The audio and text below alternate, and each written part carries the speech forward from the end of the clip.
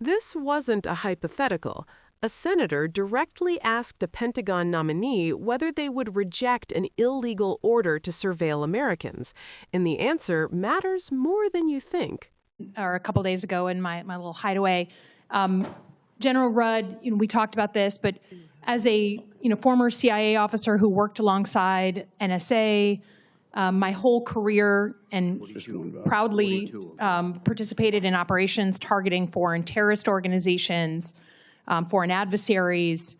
I think one of the things I'm concerned about, especially in the last couple of weeks, is any possibility that NSA might be used inappropriately against American citizens. And you know that NSA is governed by the National Security Act of 1947, an Executive Order 12333, and even by FISA law that this body passed in as recently as 2024. And I think this is pretty relevant. We have the Secretary of Homeland Security, Stephen Miller, the Vice President of the United States, labeling people in Minneapolis as domestic terrorists, and talking about American citizens as if they are the enemy. So, you're going to be in charge of this incredibly important organization, necessary organization, but you're also going to be the guy in the room.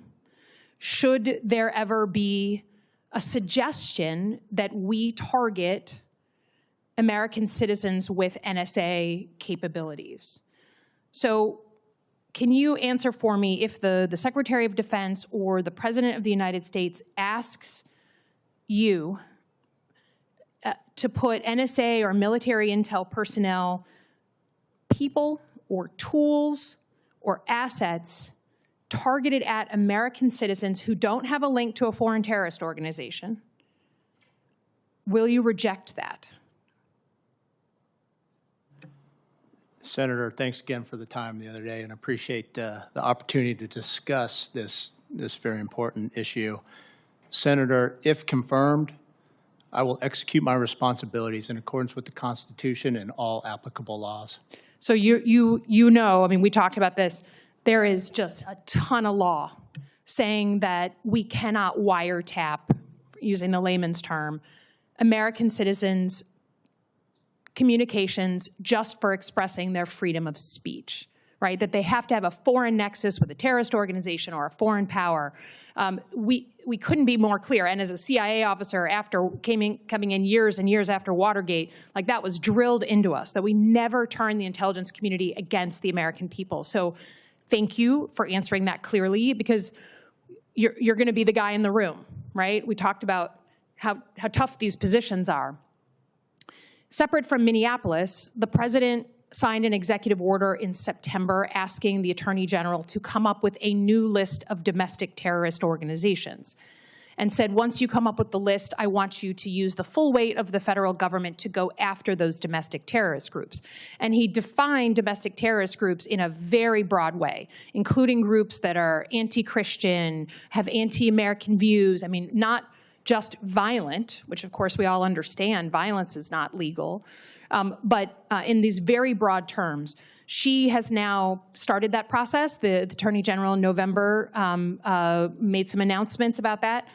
Can you just help me understand, will NSA be a part, or should they be a part of that interagency team targeting domestic terrorist so-called domestic terrorist organizations? Senator, I don't know if NSA is or isn't part of that interagency currently.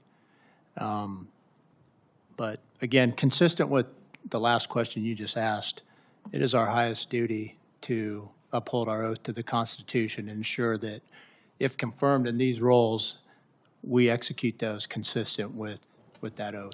Well, since the organization you're about to take over, if confirmed, has been without a leader since the previous leader was fired, I just ask that you do that looking under the rug and making sure that we are never making American citizens question whether their intelligence community is targeting them. Let me just ask, lastly, General Donovan, I've asked, I think, 14 different military nominees. Again, we hope you will not be asked to do something that's illegal, but given that your predecessor was removed or left very early and allegedly for questions about concerns over the legality of operations. If you're asked to do something illegal or unconstitutional, will you reject that order? Push back. You don't have to do it publicly, but push back and protect those who serve under you. Senator, yes, I will. That's my constitutional responsibility. Thank you. Yield back. Thank you very much. What makes this exchange so significant isn't just the question Senator Slotkin asks, but the fact that she asks it out loud, on the record, in a moment when the boundary between national security and domestic politics feels increasingly fragile. For decades, the central promise of America's intelligence community has been simple, even if imperfectly upheld. Its extraordinary surveillance powers are meant to protect the country from foreign threats, not to monitor Americans for their beliefs, their speech, or their dissent. That principle didn't emerge by accident. It was forged in the aftermath of Watergate, when Americans learned what happens when intelligence agencies are turned inward and political power goes unchecked. Slotkin's line of questioning reflects that history. She isn't speculating in the abstract. She's responding to real signals. Public rhetoric labeling protesters as domestic enemies, executive orders that broaden the definition of terrorism, and an atmosphere where political opposition is increasingly framed as a security threat. When those narratives collide with agencies like the NSA, which possess the technical ability to collect vast amounts of information, the stakes become existential for civil liberties.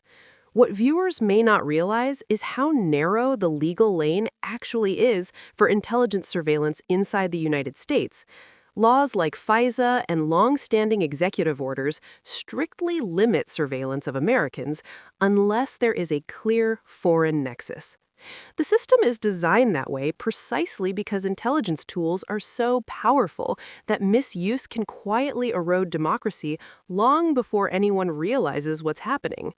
That's why Slotkin presses so hard on the phrase, "the guy in the room." Systems don't protect democracy on their own. Laws don't enforce themselves. Everything ultimately comes down to whether individuals in positions of authority are willing to say no when a request crosses the line, even if that request comes from the President or the Secretary of Defense. The nominee's response, pledging allegiance to the Constitution and the law, may sound routine, but in this context, it carries weight. It's an acknowledgement that loyalty to office holders must never override loyalty to democratic principles. And Slotkin's follow-up makes clear that this isn't theoretical. Recent leadership changes, abrupt firings, and allegations of pressure behind the scenes all raise the question of whether resistance to unlawful orders is truly protected within the system. This exchange also highlights something deeper: how quickly the definition of security can expand to include ideology, religion, or dissent if it isn't actively constrained. Once surveillance is justified not by violence, but by vague labels like anti-American, the door opens to targeting people for who they are or what they believe, rather than what they've done. That's why moments like this matter, not because they offer easy answers, but because they force clarity. They draw a line in public and ask whether it still holds. They remind us that the most important defense against abuse of power isn't technology or secrecy, but accountability, courage, and an unwavering commitment to constitutional limits.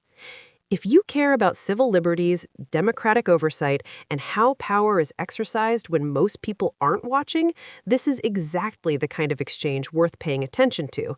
If you want more clear, grounded analysis that explains what's happening beneath the surface of congressional hearings and why it matters to your rights, make sure to subscribe to Capital Lens, share your thoughts in the comments, and ask yourself this: in moments of pressure, who do we trust to protect the Constitution, and how do we make sure they actually do?